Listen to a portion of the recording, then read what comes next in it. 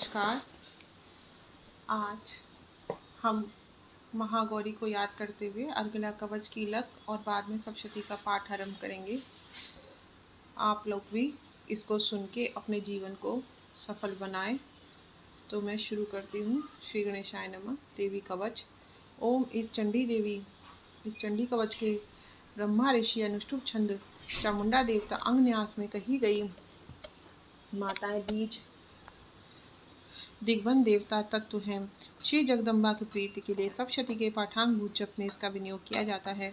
ओम चंडिका देवी को नमस्कार है। मार्कंडेय जी ने कहा, पितामह जो इस संसार में परम गोपनीय तथा मनुष्यों की सब प्रकार से रक्षा करने वाला है और जो अब तक आपने किसी दूसरे के सामने प्रकट नहीं किया हो, ऐसा कोई साधन मुझे बताइए। ब्रह्मा जी बोले, ब्रह्मन ऐसा साधन तो एक देवी जी का कवच ही है जो गोपनीय से भी परम गोपनीय, पवित्र तथा संपूर्ण प्राणियों का उपकार करने वाला है। महामुनि उसे श्रवण करो।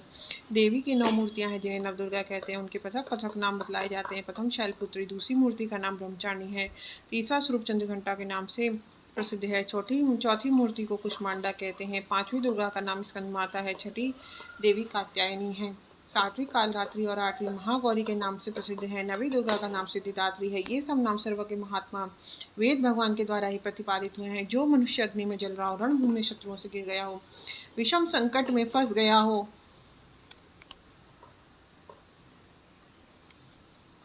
तथा इस प्रकार भय से आतुर होकर जो भगवती दुर्गा के शरण में प्राप्त हुए हों, उनका कभी कोई अमंगल नहीं होता। युद्ध के समय संकट में पड़ने पर भी उनके ऊपर कोई विपत्ति नहीं दिखाई देती। उन्हें शोक दुख भय की प्राप्ति नहीं होती। जिन्होंने भक्तिपूर्वक देवी का स्मरण किया है, उनका निश्चय ही अभ्युदय होता है। देवेश्वरी, जो तुम्हारा चिंतन करते हैं उनकी तुम निसंदेह रक्षा करती हो। चामुंडा देवी प्रेत पर आरूढ़ होती हैं, वराई भैंसे पर ही सवारी करती हैं, इंद्री का वाहन है रावत हाथी है, वैष्णवी देवी गरुड़ पर ही आसन जमाती हैं, महेश्वरी वृषभ पर आरूढ़ होती हैं और कौमारी देवी का वाहन मयूर है। भगवान विष्णु की प्रियतमा लक्ष्मी देवी कमल के आसन पर विराजमान है और हाथों में कमल धारण किए हुए हैं। वृषभ पर आरूढ़ ईश्वरी देवी ने श्वेत रूप धारण कर रखा है। ब्राह्मी देवी हंस पर बैठी हुई हैं और सब प्रकार के आभूषणों से भूषित हैं। इस प्रकार ये सभी माताएं सब प्रकार की योग शक्तियों से संपन्न हैं। इनके सिवा और भी बहुत सी देवियां हैं जो अनेक प्रकार के आभूषणों की शोभा से युक्त तथा नाना प्रकार के रत्नों से सुशोभित हैं। ये संपूर्ण देवियां क्रोध में भरी हुई हैं और भक्तों की रक्षा के लिए रथ पर बैठी दिखाई देती हैं। ये शंख चक्र गदा शक्ति हल और मूसल कीटक और तोमर पशु तथा पाश कुंत और त्रिशूल एवं उत्तम शाल धनुष आदि अस्त्र शस्त्र अपने हाथों में धारण करती हैं। दैत्यों के शरीर का नाश करना, भक्तों को अभयदान देना, दान देना और देवताओं का कल्याण करना, यही उनके शस्त्र धारण का उद्देश्य है। कवच आरंभ करने के पहले इस प्रकार प्रार्थना करनी चाहिए। महान रौद्र रूप, अत्यंत घोर पराक्रम, महान बल, महान उत्साह वाली देवी, तुम्हें नमस्कार है। तुम्हारी ओर देखना भी कठिन है। शत्रुओं का भय बढ़ाने वाली जगदम्बिके मेरी रक्षा करें। पूर्व दिशा में इंद्री और मेरी रक्षा करें, इंद्र शक्ति मेरी रक्षा करें। अग्निकोण में अग्नि शक्ति रक्षा करें। दक्षिण दिशा में वाराही और नैऋत्य कोण में खड्ग धारिणी मेरी रक्षा करें। पश्चिम दिशा में वारुणी और वायु कोण में मृगवाहिनी देवी मेरी रक्षा करें। उत्तर दिशा में कौमारी और ईशान कोण में शूलधारिणी देवी रक्षा करें। ब्रह्माणी, तुम ऊपर की ओर से मेरी रक्षा करो और वैष्णवी देवी नीचे की ओर से मेरी रक्षा करें। इसी प्रकार शववाहिनी चामुंडा देवी दसों दिशाओं में मेरी रक्षा करें। जया आगे से और विजया देवी मेरी पीछे से रक्षा करें। वाम भाग की अजिता और दक्षिण भाग में अपराजिता रक्षा करें।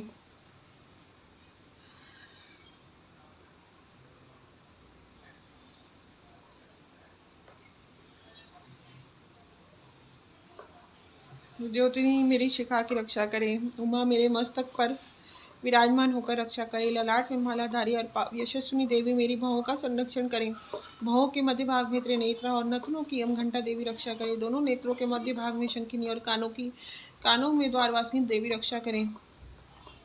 कालिका देवी कपोलों की तथा भगवती शांकरी कानों के मूल भाग की रक्षा करें। नासिका में सुगंधा और ऊपर के होठ में चर्चिका देवी रक्षा करें। नीचे के होठ में अमृत कला तथा जीभा में सरस्वती देवी रक्षा करें। कौमारी दांतों की और चंडिका कंठ प्रदेश की रक्षा करें। चित्रघंटा गले की घाटे की और चंडिका कंठ प्रदेश की रक्षा करे। चित्रघंटा गले की घाटी की और महामाया तालु में रहकर रक्षा करे। कामाक्षी टोड़ी की और सर्वमंगला मेरी वाणी की रक्षा करें। भद्रकाली ग्रीवा में और धनुधरी मेरुदंड पे पृष्ठवंश मेरुदंड में रहकर रक्षा करे। कंठ के भारी भाग की नीलग्रीवा और कंठ की नली में नलकुल की रक्षा करें। दोनों कंधों में खड़किनी और मेरी दोनों भुजाओं की वज्रधारिणी देवी रक्षा करें। दोनों हाथों में दंडनी और अंगुलियों में अंबिका देवी रक्षा करें। शूलेश्वरी नखों की रक्षा करें। कुलेश्वरी कुक्षी पेट में रहकर रक्षा करें। महादेवी दोनों स्तनों की और शोक विनाशिनी देवी मन की रक्षा करें। ललिता देवी हृदय में और शूल धारणी उदर में रहकर रक्षा करें। नाभि में कामिनी और गुह्य भाग की गुहेश्वरी रक्षा करें। पूतना और कामिका लिंग की और महिषवाहिनी गुदा की रक्षा करें। भगवती कटी भाग में और विंध्यवासिनी घुटनों की रक्षा करें। संपूर्ण कामनाओं को देने वाली महाबला देवी संपूर्ण दोनों पिंडियों की रक्षा करें। नारसिंही दोनों घुटनों की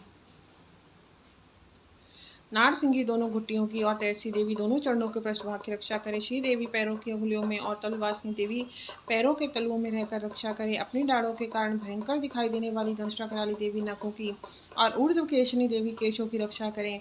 रोमावलियों के छिद्रों में कौबेरी और त्वचा की बागेश्वरी देवी रक्षा करें। पार्वती देवी रक्त मज्जा वसा मांस हड्डी और मेद की रक्षा करें।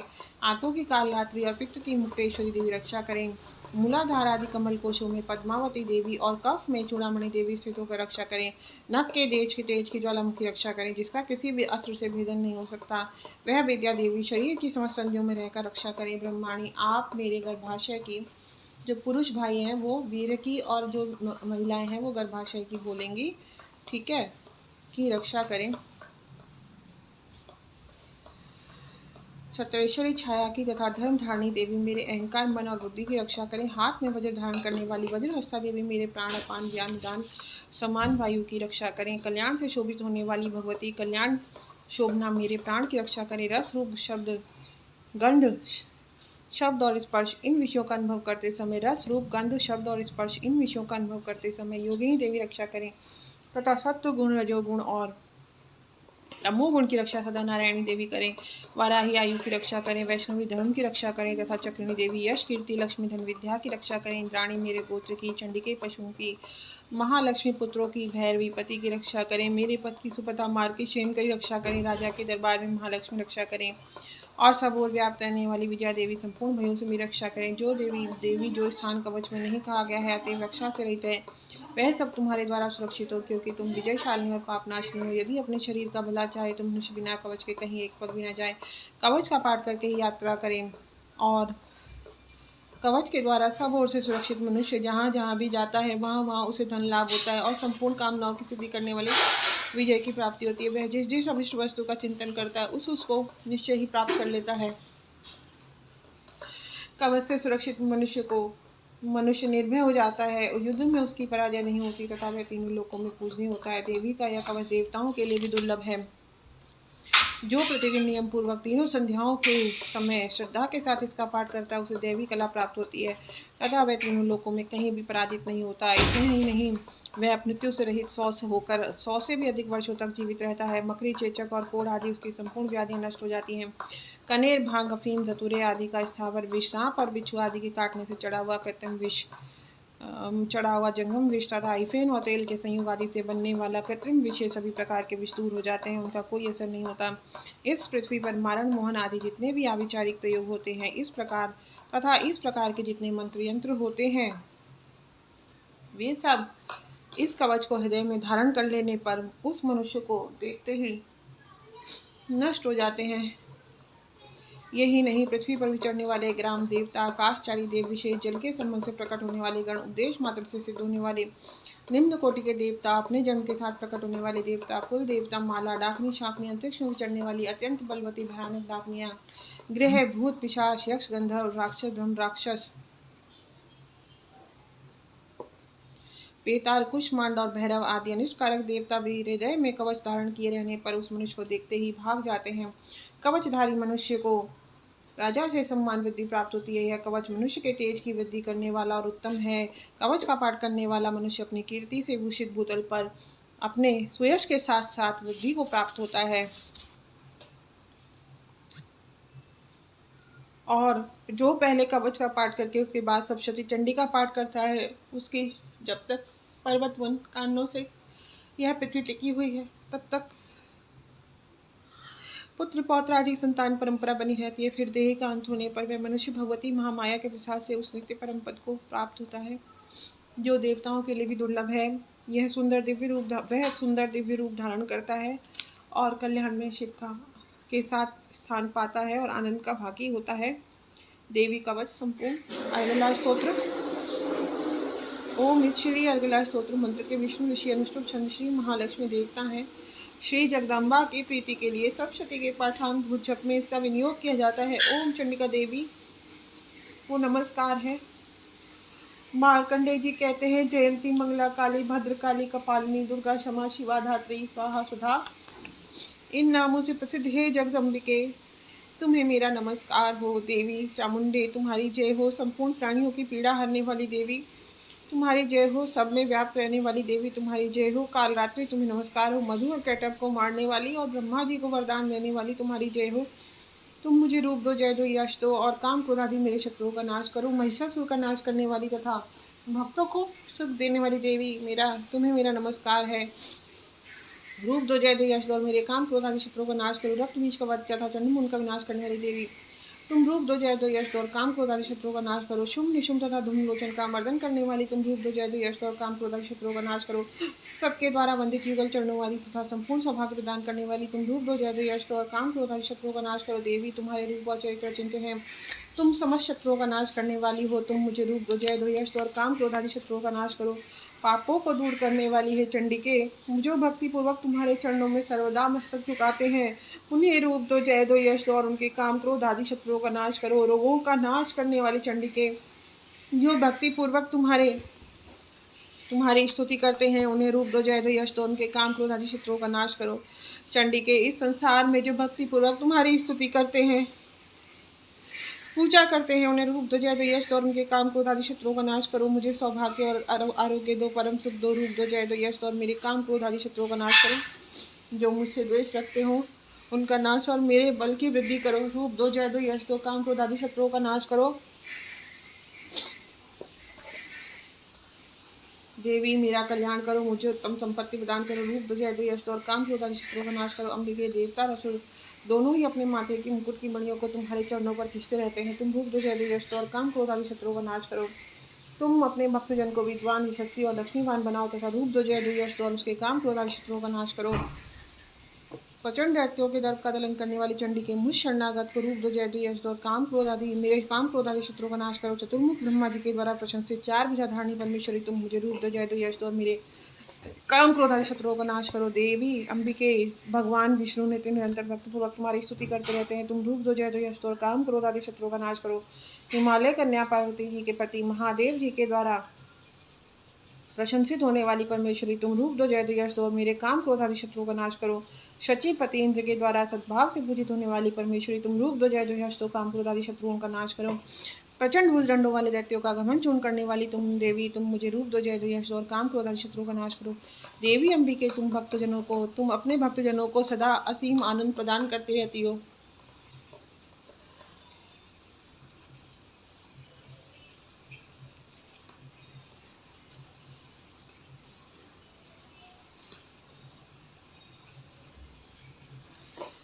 मुझे रूप दो, जय दो, यश दो और मेरे काम क्रोध आदि शत्रुओं का नाश करो। मन की इच्छा के अनुसार चलने वाला मनोहर पति प्रदान करो जो दुर्गम संसार सागर से ताड़ने वाला और उत्तम कुल में उत्पन्न हुआ हो। जो मनुष्य इस स्तोत्र का पाठ करके सप्तशती रूपी महास्तोत्र का पाठ करता है वह सप्तशती की जप संख्या से मिलने वाले श्रेष्ठ फल को प्राप्त होता है। साथ ही वह प्रचुर संपत्ति भी प्राप्त कर लेता है। देखिए जो पुरुष हैं वो पत्नी बोलेंगे और जो इस महिलाएं हैं वो पति बोलेंगे। ठीक है, अब देखिए मैं कीलक का पाठ कर रही हूँ। ओम इस श्री कीलक मंत्र का शिव ऋषि अनुष्टुप छंद श्री महासरस्वती देवता हैं श्री जगदम्बा की प्रीति के लिए सप्तशती के पाठांग जप में इसका विनियोग किया जाता है। ओम चंडिका देवी को नमस्कार है। मार्कंडेय जी कहते हैं विशुद्ध ज्ञान ही जिनका शरीर है, तीनों वेद ही जिनके 3 दिव्य नेत्र हैं, जो कल्याण प्राप्ति के हेतु तथा अपने मस्तक पर चंद्र का मुकुट धारण करते हैं उन भगवान शिव को नमस्कार है। मंत्रों का जो भी कीलक है अर्थात मंत्रों की सिद्धि में विघ्न उपस्थित करने वाले शाप रूपी कीलक का जो निवारण करने वाला है उस सप्तशती स्तोत्र को संपूर्ण रूप से जानना चाहिए और उसकी जानकर उपासना करनी चाहिए। यद्यपि सप्तशती के अतिरिक्त अन्य मंत्रों के जप में भी जो निरंतर लगा रहता है वह भी कल्याणकारी भागी होता है, इसमें कोई भी संदेह नहीं है। उसके भी उच्चाटन आदि सभी कर्म सिद्ध होते हैं तथा उसे भी समस्त दुर्लभ वस्तुओं की प्राप्ति हो जाती है। तथापि जो अन्य मंत्रों का जप न करके केवल इस सप्तशती नामक स्तोत्र से ही देवी की स्तुति करते हैं, उन्हें स्तुति मात्र से ही सच्चिदानंद स्वरूपिणी देवी सिद्ध हो जाती हैं। उन्हें अपने कार्य की सिद्धि के लिए मंत्र, औषधि तथा अन्य साधनों की किसी साधन के उपयोग की आवश्यकता नहीं रहती। बिना जप के उनके उच्चाटन आदि समस्त अविचारी क्रम कर्म सिद्ध हो जाते हैं। इतना ही नहीं, उनकी संपूर्ण विश्व वस्तुएं भी सिद्ध होती हैं। लोगों के मन में यह शंका थी कि जब केवल सप्तशती की उपासना से अथवा सप्तशती को छोड़कर अन्य मंत्रों की उपासना से भी समान रूप से सब कार्य सिद्ध होते हैं, तब इनमें श्रेष्ठ साधन कौन सा है। लोगों की शंका को सामने रखकर भगवान शंकर ने अपने पास आए हुए जिज्ञासुओं को समझाया कि वह सप्तशती नामक स्तोत्र संपूर्ण स्तोत्र ही सर्वश्रेष्ठ कल्याण में है। तदनंतर भगवती चंडिका के सप्तशती नामक स्तोत्र को महादेव जी ने गुप्त कर दिया। सप्तशती के पाठ से जो पुण्य प्राप्त होता है उसकी कभी समाप्ति नहीं होती, किंतु अन्य मंत्रों के जब जन्म पुण्य की समाप्ति होती है हो जाती है। तब भगवान शिव ने अन्य मंत्रों की अपेक्षा जो सप्तशती की विशेषता का निर्णय किया उसे यथार्थ ही जानना चाहिए। अन्य मंत्रों का जप करने वाला मनुष्य भी यदि सप्तशती के स्तोत्र और जप का अनुष्ठान कर ले तो वह भी पूर्ण रूप से ही कल्याण का भागी होता है, इसमें तनिक भी संदेह नहीं है। जो साधक कृष्ण पक्षी चतुर्दशी अथवा अष्टमी को एकाग्रचित होकर सबकी सेवा में भगवती की सेवा में अपना सर्वस्व समर्पित कर देता है, उसी पर माँ भगवती प्रसन्न होती हैं और फिर उसे प्रसाद रूप से ग्रहण करता है, उसी पर भगवती माँ प्रसन्न होती है, अन्यथा उनकी प्रसन्नता प्राप्त नहीं होती। इस प्रकार सिद्धि के प्रतिबंधक रूप कील के द्वारा महादेव जी ने इस स्तोत्र को कीलित कर रखा है। जो पूर्वोक्त रीति से निष्कलन करके इस सप्तशती स्तोत्र का प्रतिदिन स्पष्ट उच्चारण पूर्वक पाठ करता है वह मनुष्य सिद्ध हो जाता है। वही देवी का पार्षद होता है और वही गंधर्व भी होता है। सर्वत्र चढ़ते रहने पर भी उसे कहीं भी भय नहीं होता और वह अब मृत्यु के वश में नहीं पड़ता तथा देह त्यागने के अंतर मोक्ष प्राप्त कर लेता है। और अतः इस किरण को जानकर उसका परिहार करके ही सप्तशती का पाठ आरंभ करे। जो ऐसा नहीं करता उसका नाश हो जाता है। अतः कीलन का परिहार करके ही इस पाठ का निर्दोष स्तोत्र का पाठ विद्वान मनुष्य आरंभ करते हैं। स्त्रियों में जो कुछ भी सौभाग्य आदि दृष्टिगोचर होता है सब देवी के प्रसाद का ही फल है। अतः इस कल्याण में स्तोत्र का जप सदा करते रहना चाहिए। इस स्तोत्र का मन स्वर से पाठ करने पर स्वल्प फल की प्राप्ति होती है और उच्च स्वर से पाठ करने पर पूर्ण फल की सिद्धि होती है। अतः उच्च स्वर से इसका पाठ आरंभ करना चाहिए। जिनके प्रसाद से ऐश्वर्य, सौभाग्य, आरोग्य, संपत्ति, शत्रुनाश तथा परम मोक्ष की भी सिद्धि होती है, उस कल्याण में जगदम्बा की स्तुति मनुष्य क्यों नहीं करते। अब हम अध्याय का पाठ करेंगे, ठीक है।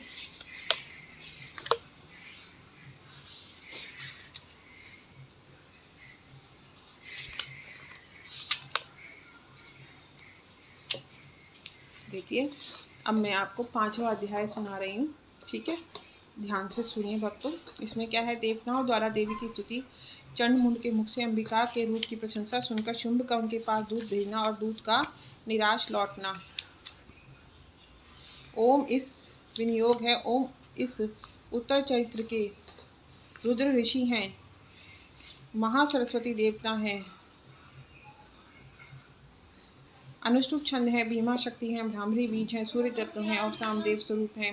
महासरस्वती की प्रसन्नता के लिए उत्तर चरित्र के पाठ में इसका विनियोग किया जाता है। जो अपने कर कमलों में घंटा, शूल, हल, शंख, मूसल, चक्र, धनुष और बाण धारण करती हैं, शरद ऋतु के शोभा संपन्न चंद्रमा के समान जिनकी मनोहर कांति है, जो तीनों लोगों की आधारभूता और शुंभ आदि दैत्यों का नाश करने वाली हैं, तथा गौरी के शरीर से जिनका प्राकट्य हुआ है, उन महा सरस्वती देवी का मैं निरंतर भजन करता हूँ।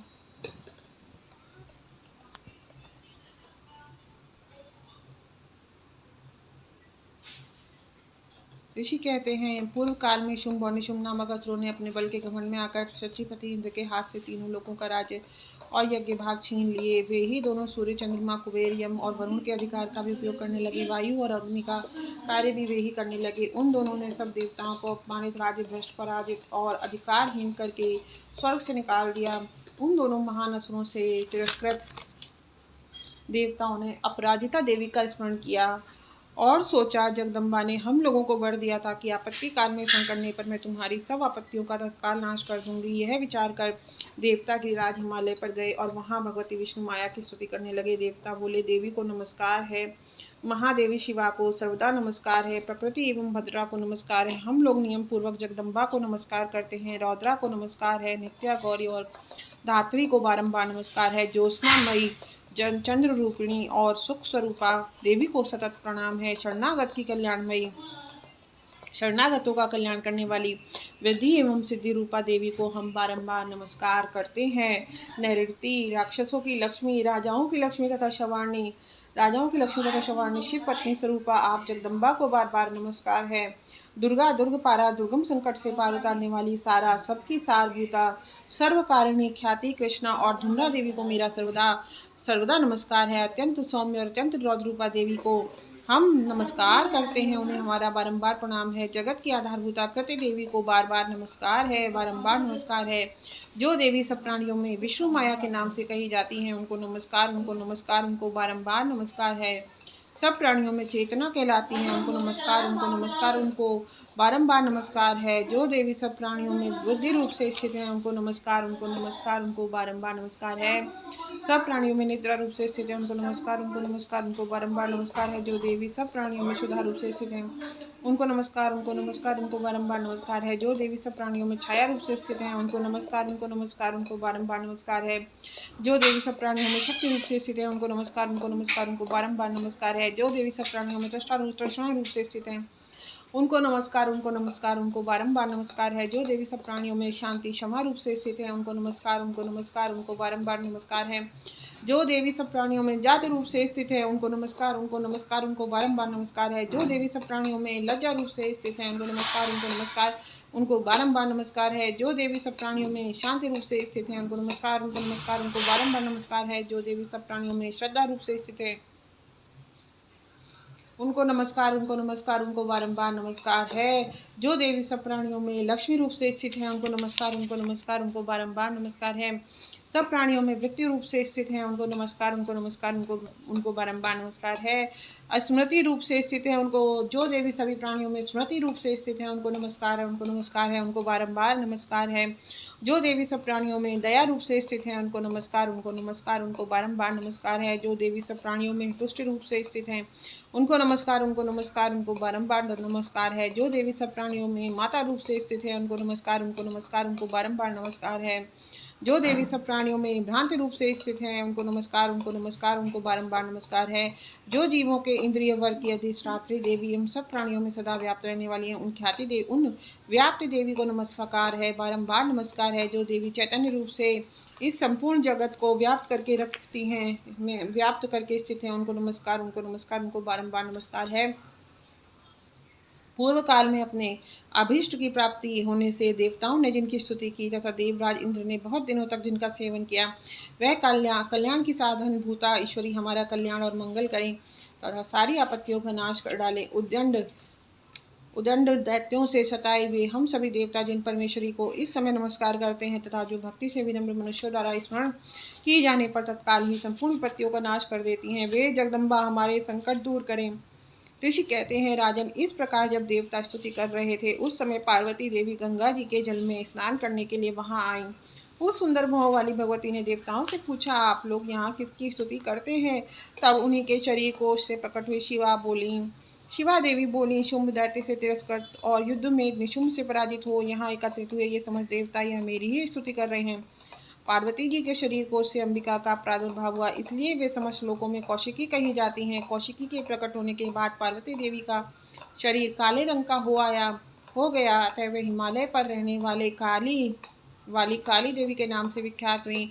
तदनंतर शुंभ निशुंभ के भृत्य चंड मुंड वहां आए और उन्होंने परम मनोहर रूप धारण करने वाली अंबिका देवी जी को देखा। फिर वे शुंभ के पास जाकर बोले, महाराज, एक अत्यंत मनोहर स्त्री है जो अपनी दिव्य कांति से हिमालय को प्रकाशित कर रही है।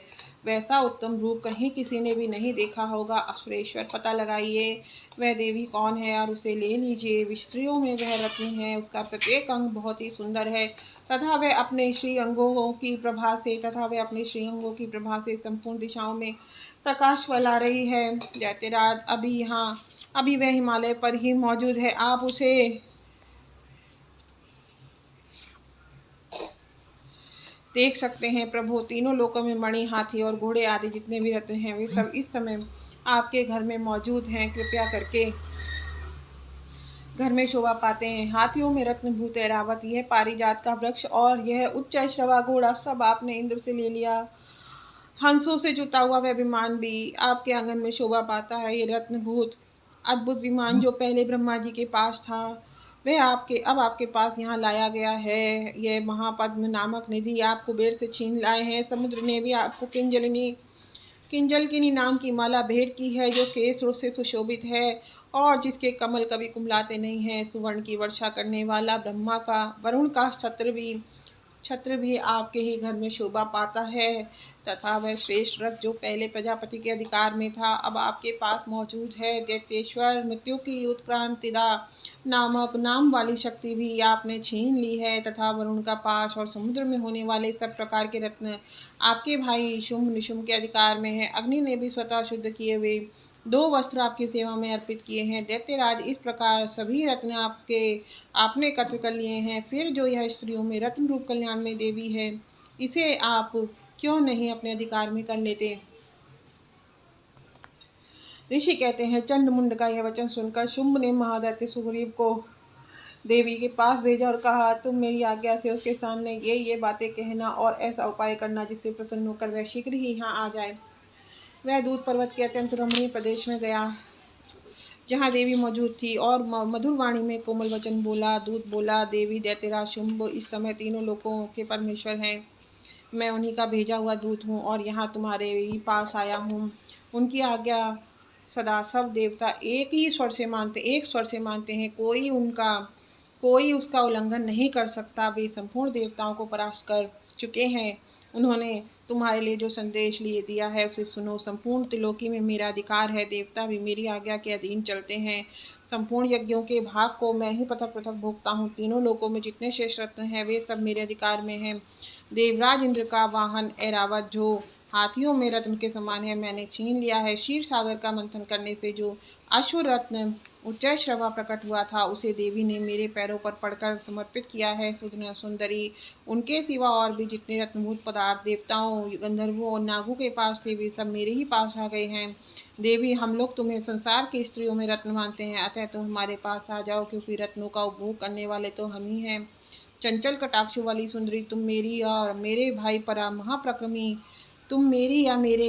महापराक्रमी निशुंभ की सेवा में आ जाओ, क्योंकि तुम रत्न स्वरूपा हो। मेरा वरण करने से तुम्हें तुलना रहित महान ऐश्वर्य की प्राप्ति होगी। अपनी बुद्धि से विचार कर तुम मेरी पत्नी बन जाओ। ऋषि कहते हैं, दूत के यूं कहने पर कल्याणमयी भगवती दुर्गा देवी, जो इस जगत को धारण करती हैं, मन ही मन गंभीर भाव से मुस्कुराई और इस प्रकार बोली। देवी ने कहा, दूत, तुमने सत्य कहा है, इसमें तनिक भी मिथ्या नहीं है। शुंभ तीनों लोगों का स्वामी है और निशुंभ भी उन्हीं के समान पराक्रमी है, किंतु इस विषय में मैंने जो प्रतिज्ञा कर ली है उसे मैं मिथ्या कैसे करूं। मैंने अपनी अल्पबुद्धि के कारण पहले से जो प्रतिज्ञा कर रखी है उसे सुनो। जो मुझे संग्राम में जीत लेगा, जो मेरे अभिमान को चूर्ण कर देगा, तथा संसार में जो मेरे समान बलवान होगा, वही मेरा स्वामी होगा। इसलिए शुंभ अथवा महादैत्य निशुंभ स्वयं ही यहाँ पधारे और मुझे जीतकर शीघ्र ही मेरा पाणी ग्रहण कर ले। इसमें विलंब की क्या आवश्यकता है।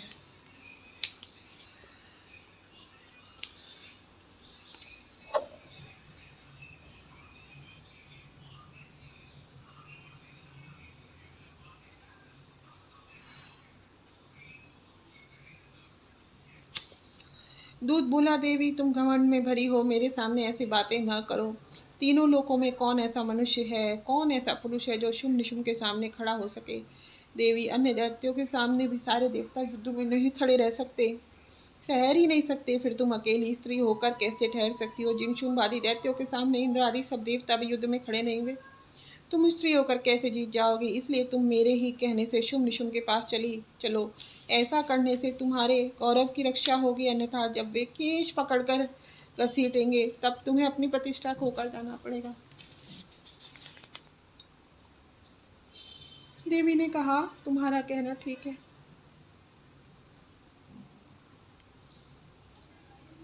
शुंभ बलवान है और निशुंभ भी बड़े पराक्रमी है, किंतु क्या करूं, मैंने पहले बिना सोचे समझे प्रतिज्ञा कर ली है। अतः अब तुम जाओ।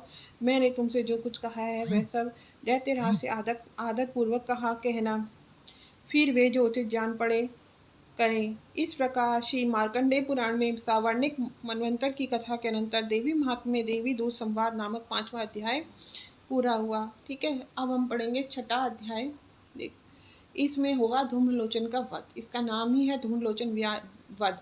ध्यान मैं सर्वज्ञेश्वर भैरव के अंक में निवास करने वाली परमोत्कृष्ट पद्मावती देवी का चिंतन करती हूँ। वे नागराज के आसन पर बैठी हैं। नागों के फणों से सुशोभित होने वाली मणियों की विशाल माला से उनकी देहलता उद्भासित हो रही है। सूर्य के समान उनका तेज है। 3 नेत्र उनकी शोभा बढ़ा रहे हैं। वे हाथों में माला, कुंभ, कपाल और कमल लिए हुए हैं तथा अपने मस्तक में अर्धचंद्र का मुकुट सुशोभित है ऋषि कहते हैं, देवी का यह कथन सुनकर दूत को बड़ा अमर्ष हुआ और उसने दैत्यराज के पास जाकर सब समाचार विस्तार पूर्वक कह सुनाया। दूत के उस वचन को सुनकर दैत्यराज कुपित हो उठा और दैत्य सेनापति धूम्रलोचन से बोला, धूम्रलोचन, तुम शीघ्र अपनी सेना साथ लेकर आओ और उस दुष्टा के केश पकड़कर घसीटते हुए उसे बलपूर्वक यहाँ ले आओ। उसकी रक्षा करने के लिए यदि कोई दूसरा खड़ा हो तो वह देवता, यक्ष अथवा गंधर्व भी क्यों ना हो, उसे अवश्य मार डालना। ऋषि कहते हैं, शुंभ के इस प्रकार आज्ञा देने पर वह धूम्रलोचन दैत्य 60,000 असुरों की सेना को साथ लेकर वहां से तुरंत चल दिया। वहां पहुंचकर उसने हिमालय पर रहने वाली देवी को देखा और ललकार कर कहा, अरे तू शुंभ निशुंभ के पास चल। यदि इस समय प्रसन्नता पूर्वक मेरे स्वामी के समीप नहीं चलेगी तो मैं बलपूर्वक खींचकर झोटा पकड़कर घसीटते हुए तुझे ले चलूंगा। देवी बोली, तुम्हें दैत्यों के राजा ने भेजा है। तुम स्वयं भी बहुत बलवान हो और तुम्हारे साथ विशाल सेना भी है। ऐसी दशा में यदि मुझे बलपूर्वक ले चलोगे तो मैं तुम्हारा क्या कर सकती हूँ। ऋषि कहते हैं, देवी की हूँ कहने पर धूम्रलोचन उनकी ओर दौड़ा। तब अंबिका ने शब्द के उच्चारण से उसे भस्म कर दिया। फिर तो क्रोध में भरी हुई दैत्यों की विशाल सेना और अंबिका ने एक दूसरे पर तीखे सहायकों, शक्तियों तथा फरसों की वर्षा आरंभ की। इतने में ही देवी का वाहन सिंह क्रोध में भरकर भयंकर गर्जना करके गर्दन के बालों को हिलाता हुआ असुरों की सेना में कूद पड़ा। उसने कुछ दैत्यों को पंजों की मार से, कितनों को अपने जबड़ों से और कितने ही महादैत्यों को पटक कर ऊंट की डालों से घायल करके मार डाला। उस सिंह ने अपने नखों से कितनों के पेट फाड़ डाले, थप्पड़ मारकर कितनों के सिर धड़ से अलग कर दिए, कितनों की भुजाओं और मस्तक काट दिए और गर्दन के बाल हिलाते हुए उसने दूसरे दैत्यों के पेट फाड़कर उनका रक्त पी लिया। अत्यंत क्रोध में भरे हुए देवी के वाहन उस महाबली सिंह ने क्षण भर में ही असुरों की सारी सेना का संहार कर डाला। शुंभ ने जब सुना कि देवी ने धूम्रलोचन असुर को मार डाला तथा उसके सिंह ने सारी सेना का सफाया कर डाला, तब उस दैत्यराज को बड़ा क्रोध हुआ। उसका ओंठ कांपने लगा। उसने चंड और मुंड नामक 2 महादैत्यों को आज्ञा दी, हे चंड और हे मुंड, तुम लोग बहुत बड़ी सेना लेकर वहां जाओ। उस देवी के झोटे पकड़कर अथवा उसे बांधकर शीघ्र यहाँ ले आओ। यदि इस प्रकार उसको लाने में संदेह हो तो युद्ध में सब प्रकार के अस्त्रों शस्त्रों तथा समस्त आसुरी सेना का प्रयोग करके उसकी हत्या कर डालना। उस दुष्टा की हत्या हो जाने पर और सिंह के भी मारे जाने पर उस अंबिका को बांधकर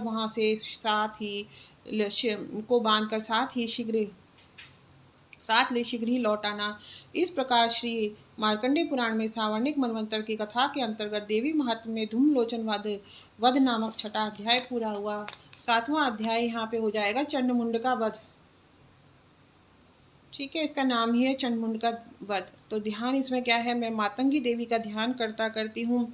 वे रत्नमय सिंहासन पर बैठकर पढ़ते हुए तोते का मधुर शब्द सुन रही हैं। उनके शरीर का वर्ण श्याम है। वे अपना एक पैर कमल पर रखे हुए हैं और मस्तक पर चंद्र का मुकुट धारण करती हैं, अर्धचंद्र धारण करती हैं तथा कल्हार पुष्पों की माला धारण करके वीणा बजाती हैं। उनके अंक में कसी हुई चोली शोभा पा रही है। वे लाल रंग की रेशमी साड़ी पहने हाथ में शंखमय पात्र लिए हुए हैं। उनके बदन पर मधु का हल्का हल्का वल प्रभाव जान पड़ता है और ललाट में बेंदी शोभा दे रही है। ऋषि कहते हैं, हे तदनंतर शुंभ की आज्ञा पाकर वे चंड मुंडादि जो दैत्य चतुरंगिणी सेना के साथ अस्त्र शस्त्रों से सुसज्जित हो चल दिए। फिर गिरिराज हिमालय के सुवर्णमय जो शिखर पर पहुंचकर उन्होंने सिंह पर बैठी हुई देवी को देखा। वे मन मुस्कुरा रही थी। उन्हें देखकर दैत्य लोग तत्परता से पकड़ने का उद्योग करने लगे। किसी ने धनुष तान लिया, किसी ने तलवार संभाली। कुछ लोग देवी के पास आकर खड़े हो गए। तब अंबिका ने उन शत्रुओं के प्रति बड़ा क्रोध किया। उस समय क्रोध के कारण उनका मुख काला हो गया, ललाट में भौहें टेढ़ी हो गई। वहां से तुरंत विकराल मुखी काली प्रकट हुई जो तलवार और पाश लिए हुए थी, विचित्र खड्गवांग धारण किए और चीते के चर्म की साड़ी पहने नर मुंडों की माला से भूषित थी। उनके शरीर का मांस सूख गया पड़ा गया था। केवल हड्डियों का ही ढांचा था जिससे वे अत्यंत भयंकर जान पड़ती थी। उनका मुख बहुत विशाल था, जीभ लपलपा रही थी। जीभ लपलपाने के कारण वे और भी डरावनी प्रतीत होती थी। उनकी आंखें भीतर की ओर धंसी हुई थी और कुछ लाल थीं। वे अपनी भयंकर गर्जना से संपूर्ण दिशाओं को गुंजा रही थीं। बड़े बड़े दैत्यों का वध करती हुई वे कालिका देवी बड़े वेग से दैत्यों की उस सेना पर टूट पड़ी और उन सबको भक्षण करने लगी। वे पार्श्व रक्षकों, अंकुशधारी महावतों, योद्धाओं और घंटा सहित कितने ही हाथियों को एक ही हाथ से पकड़कर मुंह में डाल लेती थी। इसी प्रकार घोड़े, रथ और सारथी के साथ रची सैनिकों को मुंह में डालकर वे उन्हें बड़े भयानक रूप से चबा डालती थी। किसी के बाल पकड़ लेती, किसी का गला दबा देती, किसी को पैर से कुचल डालती और किसी को छाती के धक्के से मार डालती थी। वे असुरों के छोड़े हुए बड़े बड़े अस्त्र शस्त्र मुंह से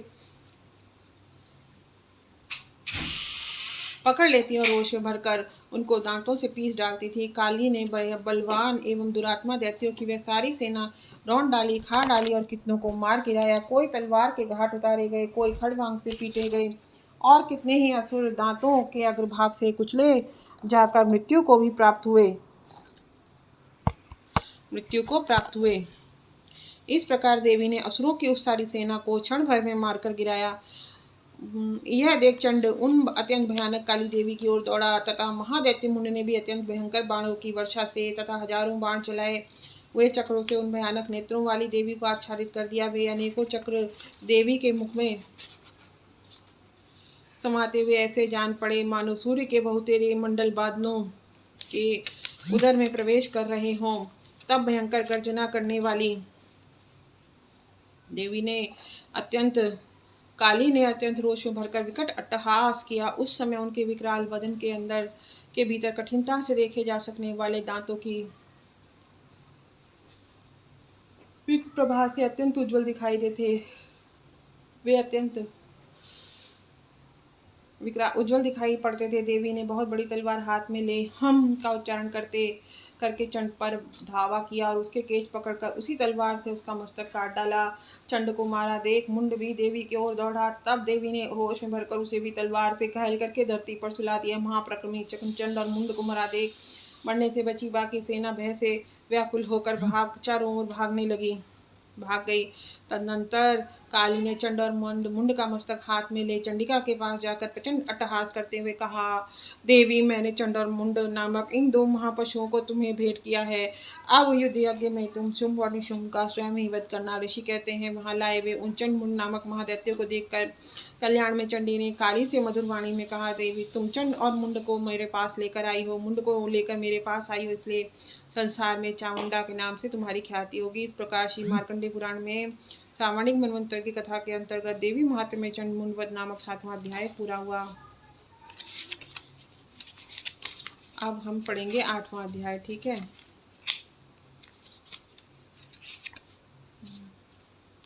रक्त बीज वध। अब होगा हमारे परम राक्षस रक्त बीज का वध। ध्यान। मैं अणिमा आदि सिद्धि मई किरणों से आवृत भवानी का ध्यान करती हूँ। उनके शरीर का रंग लाल है, नेत्रों में करुणा लहरा रही है तथा हाथों में पाश, अंकुश, बाण और धनुष शोभा पाते हैं। ऋषि कहते हैं, चंड मुंड नामक दैत्यों के मारे जाने पर बहुत सी सेना का संहार हो जाने पर दैत्यों के राजा प्रतापी शुंभ ने के मन में बहुत बड़ा क्रोध हुआ। उसने दैत्यों की संपूर्ण सेना को युद्ध के लिए कूच करने की आज्ञा दी। वह बोला, आज युधायुध नाम के 86 दैत्य सेनापति अपनी सेनाओं के साथ युद्ध के लिए प्रस्थान करें। कम्बु नाम वाले दैत्यों के 84 सेना नायक अपनी वाहिनी से घिरे हुए यात्रा करें। 50 कोटि वीर कुल के और 100 धौम्र कुल के असुर सेनापति मेरी आज्ञा से सेना सहित कूच करें। कालक, दौहर्द, मौर्य और काल के असुर भी युद्ध के लिए तैयार हो मेरी आज्ञा से तुरंत प्रस्थान करें। भयानक शासन करने वाले असुर राज शुंभ इस प्रकार आज्ञा दे सहस्रों बड़ी बड़ी सेनाओं के साथ युद्ध के लिए प्रस्थित हुआ। उसकी अत्यंत भयंकर सेना आती देख चंडिका ने अपने धनुष की टंकार से पृथ्वी और आकाश के बीच का भाग गुंजा दिया। राजन, तदनंतर देवी के सिंह ने भी बड़े जोर शोर से दहाड़ना आरंभ किया। फिर अंबिका ने घंटे के शब्द से उस ध्वनि को और भी बढ़ा दिया। धनुष की टंकार, सिंह की दहाड़ और घंटे की ध्वनि से संपूर्ण दिशाएं गूंज उठी। उस भयंकर शब्द से काली ने अपने विकराल मुख को और भी बढ़ा लिया तथा इस प्रकार वे विजयिनी हुई। उस तुमुल नाद को सुनकर दैत्यों की सेनाओं ने चारों ओर से चंडिका देवी, सिंह तथा काली देवी को क्रोध पूर्वक घेर लिया। राजन, इसी बीच में असुरों का विनाश तथा दैत्यों के अभ्युदय के लिए ब्रह्मा, शिव, कार्तिकेय, विष्णु तथा इंद्र आदि देवों की शक्तियां जो अत्यंत पराक्रम और बल से संपन्न थी उनके शरीरों से निकलकर उन्हीं के रूप में चंडिका देवी के पास गई। जिस देवता का जैसा नाम, रूप, वैसी वेशभूषा और वैसा जैसा वाहन है, ठीक वैसे ही साधनों से संपन्न हो उसकी शक्ति असुरों से युद्ध करने के लिए आई। सबसे पहले हंस युक्त विमान पर बैठी हुई अक्षय सूत्र और कमंडलू से सुशोभित ब्रह्मा जी की शक्ति उपस्थित हुई, जिसे ब्रह्माणी कहते हैं। महादेव जी की शक्ति वृषभ पर आरूढ़ हो, हाथों में शेष त्रिशूल धारण किए, महानाग का कंकड़ पहने, मस्तक में चंद्ररेखा से भूषित हो वहां पहुंची। कार्तिकेय जी की शक्ति रूपा जगदम्बिका उन्हीं का रूप धारण करके श्रेष्ठ मयूर पर आरूढ़ हो हाथ में शक्ति लिए दैत्यों से युद्ध करने के लिए आई। इसी प्रकार भगवान विष्णु की शक्ति रूपा शक्ति गरुड़ पर विराजमान हो शंख, चक्र, गदा, चार धनुष तथा खड्ग हाथ में धारण किए वहां आई। अनुपम यज्ञ वराह का रूप धारण करके करने वाले श्री हरि की जो शक्ति है वह भी वराह शरीर धारण करके वहां उपस्थित हुई। नारसिंह की शक्ति भी नरसिंह के समान शरीर धारण कर वहां आई। उसकी गर्दन के बालों के झटके से आकाश के तारे बिखरे पड़ते थे। इस प्रकार इंद्र की शक्ति वज्र हाथ में धारण किए गजराज ऐरावत पर बैठकर आई। उसके भी सहस्त्र नेत्र थे।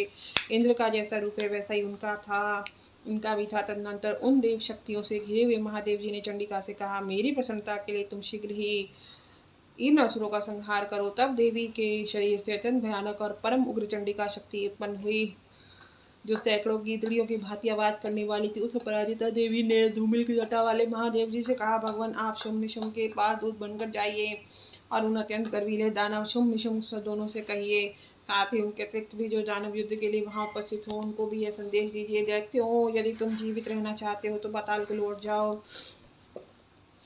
इंद्र को त्रिलोकी का राज्य मिल जाए और देवता यज्ञ भाग का उपभोग करें। यदि बल के घमंड में आकर तुम युद्ध की अभिलाषा रखते हो तो जाओ। मेरी शिवाएं योगिनियां तुम्हारे कच्चे मांस से तृप्त हो, चूंकि उस देवी ने भगवान शिव को दूत के कार्य में नियुक्त किया था, इसलिए वह शिव दूती के नाम से संसार में विख्यात हुई। वे महादैत्य भी भगवान शिव के मुंह से देवी के वचन सुनकर क्रोध में भर गए और जहाँ कात्यायनी विराजमान थी उस ओर बढ़े। तदनंतर वे दैत्य अमरश में भरकर पहले ही देवी के ऊपर बाण, शक्ति और दृष्टि आदि अस्त्रों से वृष्टि करने लगे।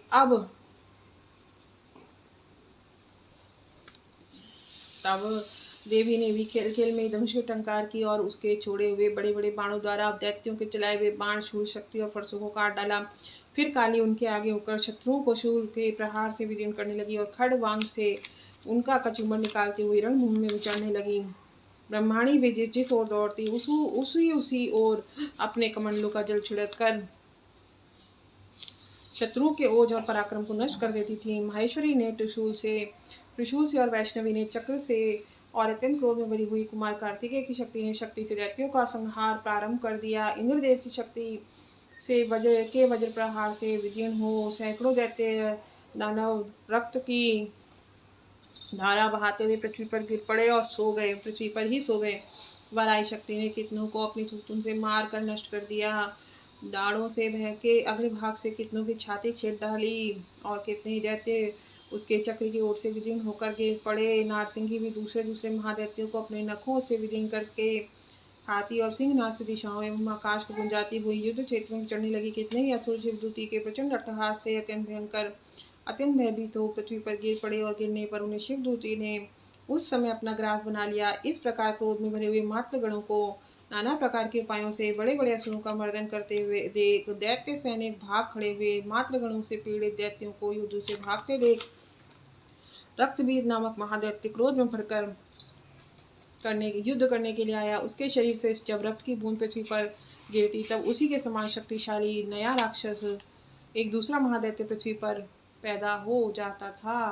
महासुर रक्तबीज हाथ में गदा धारण कर इंद्र शक्ति के साथ युद्ध करने लगा। तब इंद्री ने अपने वज्र से रक्त बीज को मारा। वज्र से घायल होने पर उसके शरीर से बहुत सा रक्त चूने लगा और उसी के समान रूप और पराक्रम वाले योद्धा उत्पन्न होने लगे। उसके शरीर से रक्त की जितनी बूंदें गिरी उतने ही मनुष्य उत्पन्न हो गए, उतने ही पुरुष उत्पन्न हो गए। वे सब रक्त बीज के समान ही वीरवान, बलवान तथा पराक्रमी थे। वे रक्त से उत्पन्न होने वाले पुरुष भी अत्यंत भयंकर अस्त्र शस्त्रों का प्रहार करते हुए वहां मातृगणों के साथ घोर युद्ध करने लगे। पुनः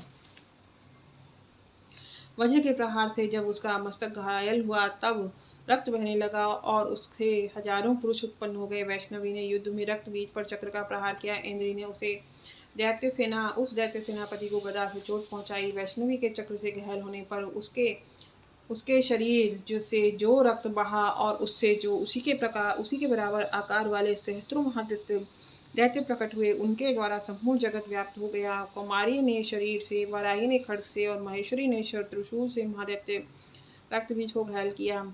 क्रोध में भरे हुए उस महादैत्य रक्तबीज ने भी गदा से सभी मातृगणों पर पृथक पृथक प्रहार किए। शक्ति और शूल आदि से अनेक बार घायल होने पर जो उनके शरीर से रक्त की धारा पृथ्वी पर गिरी, उससे भी निश्चित ही सैकड़ों असुर उत्पन्न हुए। इस प्रकार उस महादैत्य के रक्त से प्रकट हुए असुरों द्वारा संपूर्ण जगत व्याप्त हो गया। इससे उन दैत्यों का बड़ा भय हुआ। देवताओं को उदास देख चंडिका ने काली से शीघ्रता पूर्वक कहा,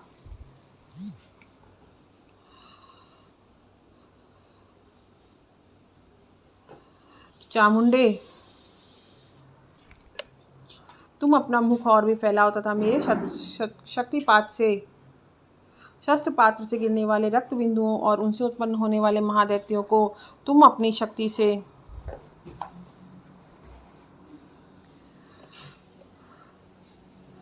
महादैत्यों को तुम अपने इस उतावले मुख से खा जाओ। इस प्रकार दैत्य से उत्पन्न होने वाले महादैत्यों का भक्षण करती हुई तुम रण में विचरती रहो। ऐसा करने से उस दैत्य का सारा रक्त क्षीण हो जाने पर वह स्वयं भी नष्ट हो जाएगा।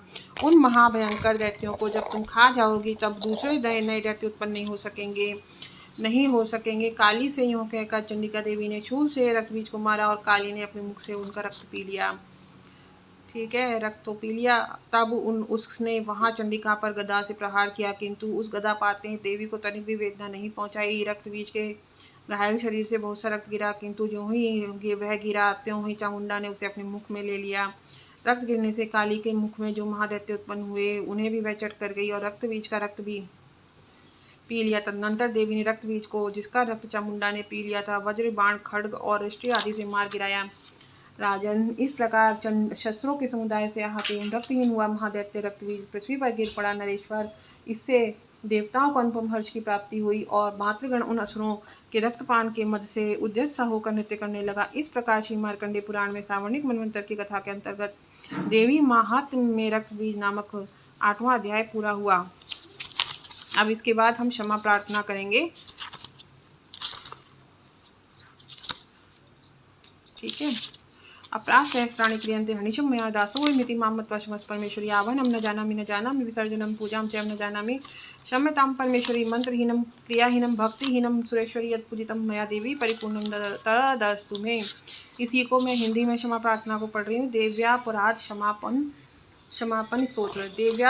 देव्यापराध क्षमापन स्तोत्र। माँ, मैं न यंत्र जानती हूँ न यंत्र, अहो मुझे स्तुति का भी ज्ञान नहीं है, न आवाहन का पता है, न ध्यान का, स्तोत्र और कथा की भी जानकारी नहीं है, न तो तुम्हारी मुद्राएं जानती हूँ और न मुझे व्याकुल होकर विलाप करना ही आता है, परंतु एक बात जानती हूँ, केवल तुम्हारा अनुसरण, तुम्हारे पीछे चलना, जो कि सब क्लेशों को, समस्त दुख विपत्तियों को हरने वाला है, सबका उद्धार करने वाली कल्याणमयी माता। मैं पूजा की विधि नहीं जानती, मेरे पास धन का भी अभाव है, मैं स्वभाव से भी आलसी हूँ और मुझसे ठीक ठीक पूजा का संपादन भी नहीं हो सकता। इन सब कारणों से तुम्हारे चरणों की सेवा में जो त्रुटि हो गई उसे क्षमा करना, क्योंकि कुपुत्र का होना संभव है किंतु माता कभी कुमाता नहीं होती। माँ, इस पृथ्वी पर तुम्हारे सीधे साधे पुत्र तो बहुत से हैं, किंतु उन सब में मैं ही अत्यंत चपल तुम्हारा बालक हूँ।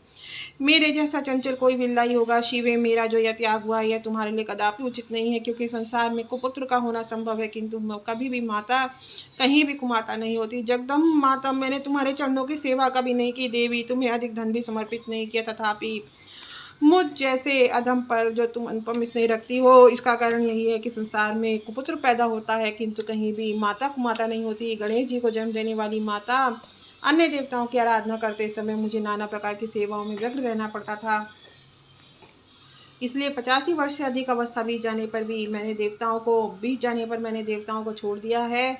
अब उनकी सेवा पूजा मुझसे नहीं हो पाती, अतएव उनसे कुछ भी सहायता मिलने की आशा नहीं है। इस समय यदि तुम्हारी कृपा नहीं होगी तो मैं अवलंब रहित होकर किसकी शरण में जाऊंगी। माता पढ़ना, तुम्हारे मंत्र का एक अक्षर भी कान में पड़ जाए तो उसका फल यह होता है कि मूक चांडाली मधुपाक के समान मधुर वाणी का उच्चारण करने वाला उत्तम वक्ता हो जाता है। दीन मनुष्य भी करोड़ों स्वर्ण मुद्राओं से संपन्न हो चिरकाल में तक निर्भय होकर विहार करता रहता है। जब मंत्र के एक अक्षर के श्रवण का ऐसा प्रभाव है तो जो लोग विधि पूर्वक जप में लगे रहते हैं उनके जप से प्राप्त होने वाला उत्तम फल कैसा होगा उसको इसको कौन मनुष्य जान सकता है। भवानी जो अपने अंकों में चिता की राख बहुत लपेटे रहने वाली हैं, जिनका विषय भोजन है लपेटे रहते हैं, जिनका विषय भोजन है, जो दिगंबरधारी नग्न रहने वाले हैं, मस्तक पर जटा और कंठ में नागराज वासुकी का के हार को धारण करते हैं तथा जिनके हाथ में कपाल भिक्षा पात्र शोभा पाता है, ऐसे भूतनाथ पशुपति भी जो एकमात्र जगदीश की पदवी धारण करते हैं। इसका क्या कारण है, यह महत्व उन्हें कैसे मिला? यह केवल तुम्हारे पाणी ग्रहण की परिपाटी का फल है। तुम्हारे साथ विवाह होने से ही उनका महत्व बढ़ गया है। मुख में चंद्रमा की शोभा धारण करने वाली माँ, मुझे मोक्ष की इच्छा नहीं, संसार के वैभव की भी अभिलाषा नहीं, न विज्ञान की न की अपेक्षा है, न सुख की आकांक्षा। अतः तुमसे मेरी यही याचना है कि मेरा जन्म रुद्राणी रुद्राणी शिव शिव भवानी इन नामों का जप करते हुए बीते। माँ श्यामा, नाना प्रकार की पूजन सामग्रियों से कभी विधि पूर्वक तुम्हारी आराधना मुझसे न हो सकी। सदा कठोर भाव का चिंतन करने वाली मेरी वाणी ने कौन सा अपराध नहीं किया है, फिर भी तुम स्वयं ही प्रयत्न करके मुझ अनाथ पर किंचित कृपा दृष्टि रखती हो। हे माँ, यह तुम्हारे ही योग्य है। तुम्हारी जैसी दयामयी माँ ही मेरे जैसे कुपुत्र को भी आश्रय दे सकती है। माता दुर्गे, करुणा सिंधु महेश्वरी, में विपत्तियों में फंसकर आज तुम्हारा स्मरण करता हूँ, पहले कभी नहीं करता रहा। इसे मेरी छठता न मान लेना, क्योंकि भूख प्यास से पीड़ित बालक ही माता का स्मरण करते हैं, माता का ही स्मरण करते हैं। जगदम, मुझ पर जो तुम्हारी पूर्ण कृपा बनी हुई है, इसमें आश्चर्य की कौन सी बात है। पुत्र अपराध पर अपराध क्यों न करता जाता हो, फिर भी माता उसकी उपेक्षा नहीं करती। महादेवी, मेरे समान कोई पाप की नहीं है और तुम्हारे समान दूसरी कोई पाप हारनी नहीं है। ऐसा जानकर जो उचित जान पड़े वह करो।